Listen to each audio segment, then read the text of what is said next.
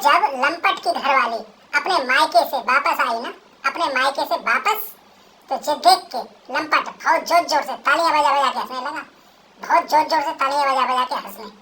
तो ये सब देख के लंपट की घरवाली ने लंपट से पूछा, लंपट से कि अरे तुम मुझे देख के इस तरह से जोर जोर से तालियां बजा बजा के क्यों से चले जा रही हो, इस तरह से तालियां बजा बजा के।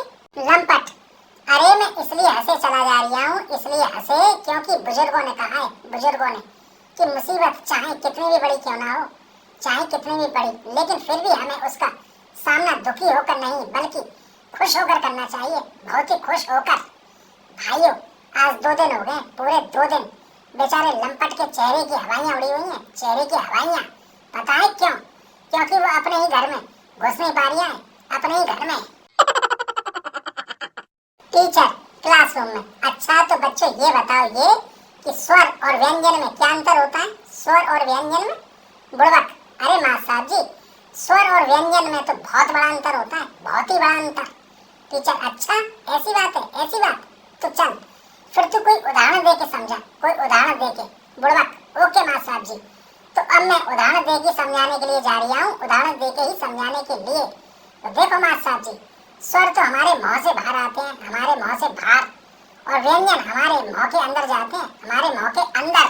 और जब जे हमारे मुंह के अंदर जाते हैं ना, हमारे मुंह के अंदर, तो किस्म खा के कह रही हूँ, किस्म खा के, कि तब बहुत ही बढ़िया स्वाद हमारे मुंह में आते हैं, बहुत ही बढ़िया स्वाद हमारे मुंह में।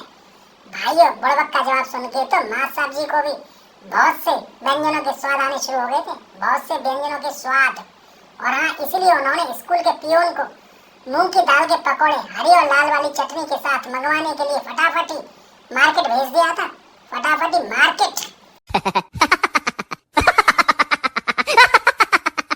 चिरकुट बॉर्डम से, अरे भाई बॉर्डम, मुझे तो आज सुबह सुबह ये पता चला है, ये पता कि पिछले 2 दिनों से तो तुझे रेलवे पुलिस वालों ने पकड़ रखा था, रेलवे पुलिस वालों ने।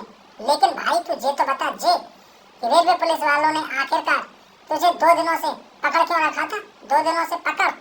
बॉर्डम भाई, दरअसल बात ये है जे कि परसों मैं रेलगाड़ी से दिल्ली के लिए जा रहा था, दिल्ली के लिए, तो तभी सफर के दौरान ही टीटी मुझसे जे बोला जे कि फटाफट अपनी टिकट दिखाओ, फटाफट अपनी टिकट। तो मैंने भी फटाफट उसे अपनी टिकट दिखा दी, फटाफट उसे अपनी टिकट। तो टिकट देख के टीटी मुझसे जे बोला जे कि अरे यार, ये तो 5 साल पुरानी टिकट है, 5 साल पुरानी टिकट, मुझे तो आज की नई वाली टिकट दिखाओ, आज की नई वाली टिकट। तो जे सुन के मैंने भी टीटी से ये पूछ लिया था जे कि अरे सर जी, आपकी जे वाली रेलगाड़ी कितनी पुरानी है, जे वाली रेलगाड़ी?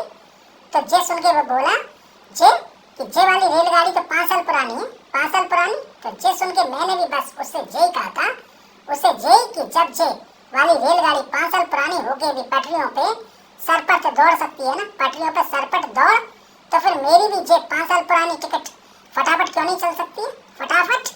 भाई मेरी इसी बात को सुन के ही बस टीटी ने मुझे रेलवे पुलिस वालों के हवाले कर दिया था, मुझे रेलवे पुलिस वालों के हवाले। चिरकुट मन मन मुस्कुराते हुए जे कहता है जे कि भाई तेरी पूरी कहानी सुन के तो मुझे ऐसा लग रहा है, ऐसा कि तूने अपने नाम और बुद्धि के अनुसार जो किया ठीक किया, और टीटी ने भी जो किया ना वो भी ठीक किया, बिल्कुल ठीक। No, no, no, no.